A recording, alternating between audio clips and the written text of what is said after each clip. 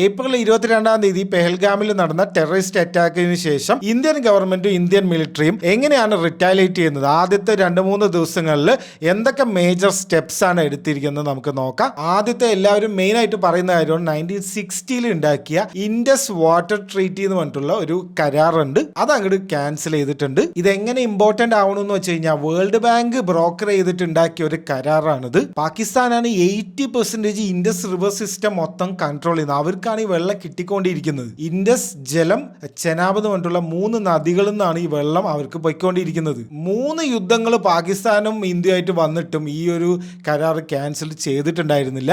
അതേപോലെ വർഷങ്ങൾ, ഡെക്കേഡ്സ് ഇത്ര നമ്മൾ പ്രശ്നം ഉണ്ടായിട്ടും ഒരിക്കലും ഈ ഒരു കരാർ ക്യാൻസൽ ചെയ്തിട്ടുണ്ടായിരുന്നില്ല. ഇത് ക്യാൻസൽ ചെയ്യുന്നത് വഴി അവിടെ മെയിൻ ഹിറ്റ് ഉണ്ടാവാൻ പോകുന്നത് അവിടുത്തെ അഗ്രികൾച്ചറും അവിടുത്തെ ഡ്രിങ്കിങ് വാട്ടർ സോഴ്സ് നിൽക്കും എന്നുള്ളൊരു കാര്യമാണ്. അതായത് അവിടുത്തെ പോപ്പുലേഷൻ അവിടുത്തെ ഗവൺമെന്റിനെ എതിരാക്കാനുള്ള ഒരു ടാക്ടിക്സ് ആണിത്. ബേസിക്കലി നാച്ചുറൽ റിസോഴ്സിനെ ആക്ച്വലി വെപ്പണൈസ് ചെയ്യാണ്. ഈ മിസൈലൊന്നും വിടാതെ വേറൊരു ടാക്ടിക് ആണ് സംഭവം. പിന്നെ അടുത്തത് നമ്മുടെ മെയിൻ ബോർഡർ ആയിട്ടുള്ള അറ്റാരി വാഗ ബോർഡർ അടച്ചിട്ടുണ്ട്. ഇനി ആരും അങ്ങോട്ടും ഇല്ല ഇങ്ങോട്ടും ഇല്ല, ഫുൾ അടച്ചിട്ടുണ്ട്. അതുപോലെ പാകിസ്ഥാനിലെ സിറ്റിസൺസിന് ഇന്ത്യയിലുള്ളവർക്ക് 48 മണിക്കൂർ കൊടുത്തിട്ടുണ്ട്. അതിപ്പോൾ കഴിഞ്ഞിട്ടുണ്ട്. അവരോടൊക്കെ മടങ്ങി പോകാൻ വേണ്ടി പറഞ്ഞിട്ടുണ്ട്. അതേപോലെ ഇനി വിസ റിന്യൂവൽ ഉണ്ടാവില്ല പാകിസ്ഥാന്റെ സിറ്റിസൺസിന്, ഓൾറെഡി വിസ ഉള്ളവർക്ക്. അതേപോലെ ഡൽഹിയിലുള്ള പാകിസ്ഥാൻ ഹൈക്കമ്മീഷൻസിന്റെ ഡിഫൻസ് അഡ്വൈസേഴ്സിനെ എക്സ്പെൽ ചെയ്തിട്ടുണ്ട്. അതേപോലെ 1972 ഉണ്ടാക്കിയ ഷിംല അഗ്രിമെന്റും ക്യാൻസൽ ചെയ്തിട്ടുണ്ട്. ഇത് ക്യാൻസൽ ചെയ്ത വഴി എന്ത് സംഭവിക്കുന്നു വെച്ച് കഴിഞ്ഞാൽ ഒരു ബൈലാറ്ററൽ ഇൻവോൾവ്മെന്റിനുള്ള ചാൻസ് കൂടുകയാണ്. അതായത് മോർ ഒരു ഇന്റർനാഷണൽ ഇടപെടൽ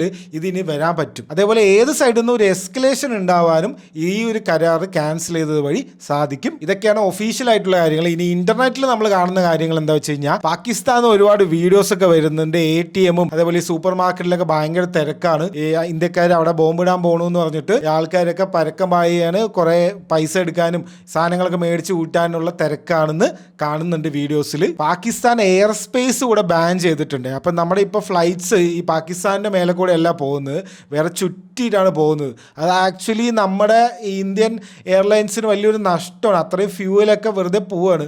കാരണം ഇങ്ങനെ ചുറ്റി പോണത് വലിയൊരു ടാസ്ക് തന്നെയാണ്. അതേപോലെ ഇന്ത്യൻ നേവി ഒരു വീഡിയോ ഒക്കെ പോസ്റ്റ് ചെയ്തിട്ടുണ്ട്. നമ്മുടെ ഇൻഡിജിനിയസ് നമ്മൾ തന്നെ ഉണ്ടാക്കിയ ഗൈഡഡ് മിസൈൽ ഉണ്ട്, INS സൂറത്ത് എന്ന് പറഞ്ഞിട്ട്. അത് ഒരു ഷിപ്പിൽ നിന്ന് വിടുന്ന ഒരു വീഡിയോ ഒക്കെ അവർ റിലീസ് ചെയ്തിട്ടുണ്ട്. നമ്മൾ വീഡിയോ ചെയ്യുന്ന 26-ാം തീയതിയാണ്. 26-ാം തീയതി വരെയുള്ള അപ്ഡേറ്റ്സ് ആണ് ഇതൊക്കെ.